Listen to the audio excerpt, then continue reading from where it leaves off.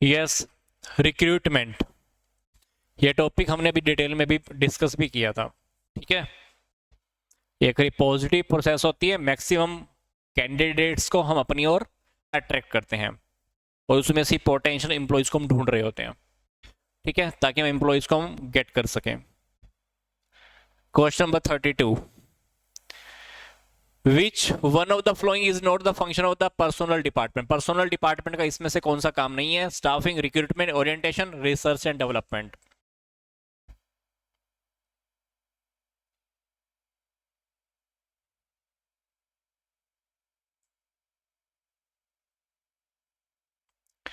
Yes, research and development का काम नहीं होता इनका। ठीक है, पर्सनल डिपार्टमेंट का काम नहीं है ये।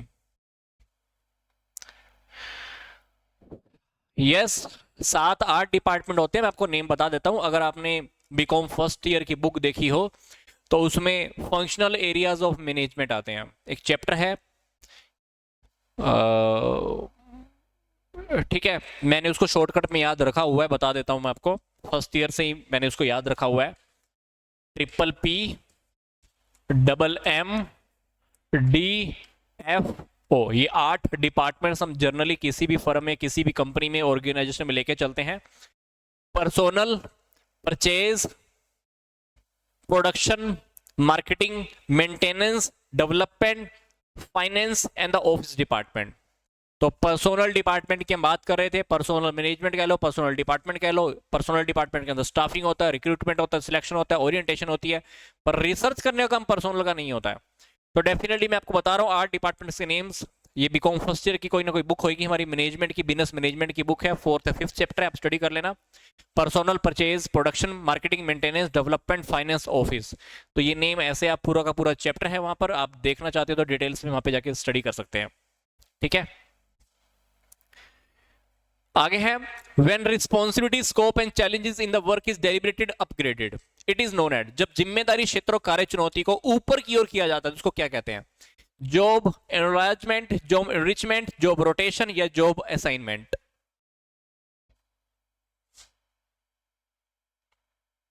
Job enrichment. ठीक है, कार्य समृद्धिकरण बोलते हैं इसको, जॉब एनरिचमेंट, कार्य समृद्धिकरण। ठीक है,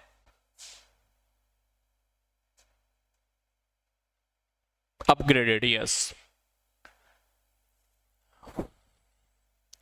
Under historical approach of valuation of human resources, the value of human resources is shown in the financial statement at। मानव संसाधन के मूल्यांकन के ऐतिहासिक दृष्टिकोण के अनुसार फाइनेंशियल स्टेटमेंट्स में ह्यूमन रिसोर्स का मूल्य, वैल्यू दिखाया जाता है। क्या?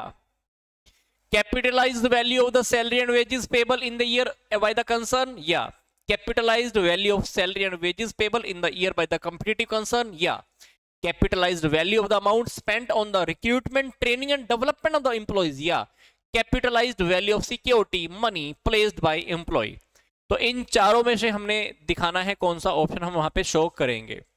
जो हमारी हिस्टोरिकल अप्रोच होती है किसकी? ह्यूमन रिसोर्स की वैल्यूएशन की। उसमें जो ह्यूमन रिसोर्स की वैल्यू होती है वो फाइनेंशियल स्टेटमेंट में हम कौन सी वैल्यू पे दिखाते हैं, किसके अकॉर्डिंग दिखाते हैं? Yes, C is the right answer.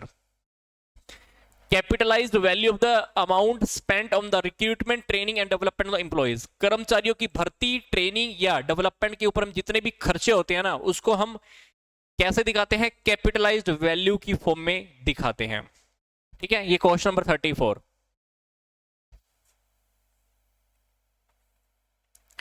Next देखते हैं question number 35। The process which results in the establishing the component element of a job and ascertaining the human qualification necessary for its performance is known as।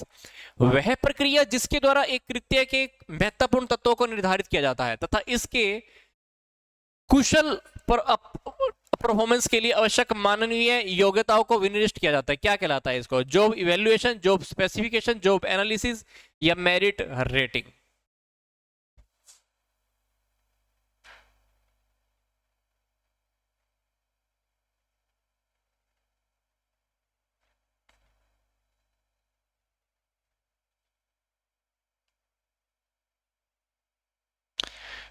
Yes, job specification, ठीक है।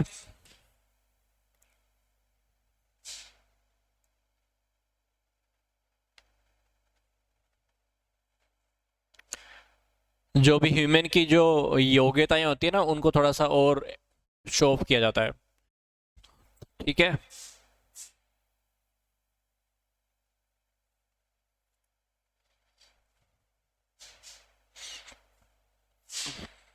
Question number 36,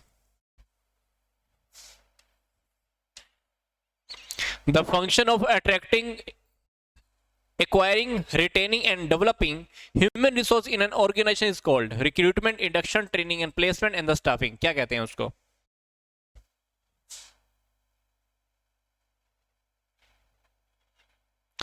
yes, staffing, option number D right. Next question देखते हैं, performance appraisal is a management technique to motivate the employees, find out the worth of the employees, give promotion to employees or find out the difficulties of employees। इसमें से क्या है? Performance appraisal is a management technique to,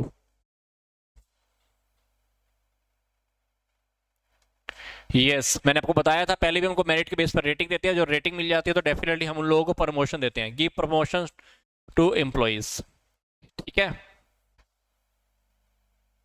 next देखते हैं question number 38, the process of evaluating a particular job in the relation to another job within the or outside the organization known as, एक special काम का किसी organisation के अंदर या उससे बाहर अन्य कामों के रिलेशन में इवेल्युएट करने की जो प्रोसेस होती है उसको हम क्या कहते हैं? Job analysis, job rating, performance appraisal या job description?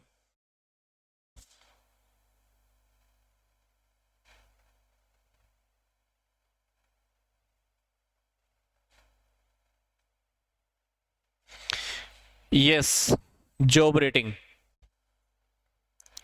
Which one of the following is not related to the trade theory of leadership? इसमें से लीडरशिप की कौन सी ट्रेड थ्योरी से रिलेटेड स्पेशल चीज नहीं है? क्या स्पेशल सिद्धांत से संबंधित नहीं है? Physical factors, training and experience, self confidence, steam and the intelligence and the extrovert.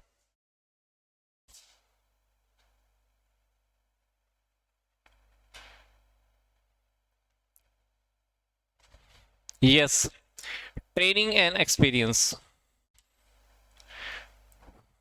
अब थ्योरीज लीडरशिप की अगर आपने देखनी हो तो मेरे चैनल पे जाइएगा, वहां पे लीडरशिप की अपनी थ्योरीज वैसे भी पहले हम डिस्कस की थी, बट मेरे चैनल पे जाएंगे तो हम लीडरशिप की आपको थ्योरीज आपको स्टडी करने को मिल जाएंगी, ठीक है। शॉर्टकट में है, देख लेना। Question number 40, which one of the following is not a external source of recruitment? इसमें से रिक्रूटमेंट का एक्सटर्नल सोर्स कौन सा नहीं है? प्रमोशन, विज्ञापन, रोजगार कार्यालय या शिक्षण संस्थाएं? ये क्वेश्चन बहुत इजी है, इसका आंसर आप दे सकते हैं, जल्दी से बताओ क्या होगा।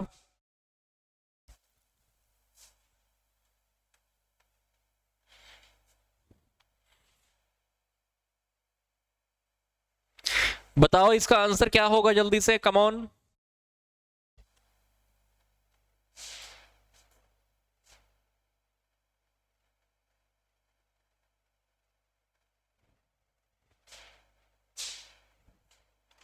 आंसर बताना इसका क्या होगा।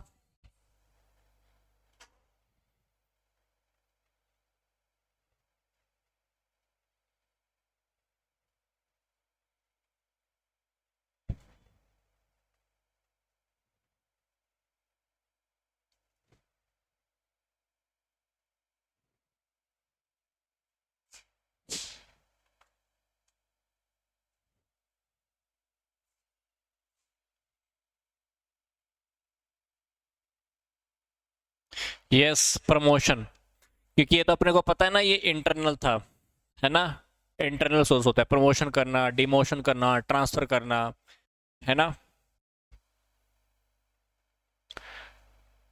इंटरनल में यस प्रमोशन आता है, ट्रांसफर आता है, कुछ एक दो टेक्निक और भी हो सकते हैं, बट ये तो पूरा का पूरा बाह्य है ना, बाहर वाले है ना, एक्सटर्नल सोर्सेज हैं, जिसमें हम एडवर्टाइजमेंट, एजुकेशनल इंस्टीट्यूट, जो रोजगार के कार्यालय होते हैं, न्यूज़पेपर होते हैं, मैगजीन्स होती हैं, टीवी पर दे दो न्यूज़, तो वहाँ से वो सारे एक्सटर्नल सोर्सेज होते हैं, बट ये हमारा इंटरनल है, इसलिए हमारा एक्सटर्नल का ये आंसर नहीं हो सकता है, ठीक है।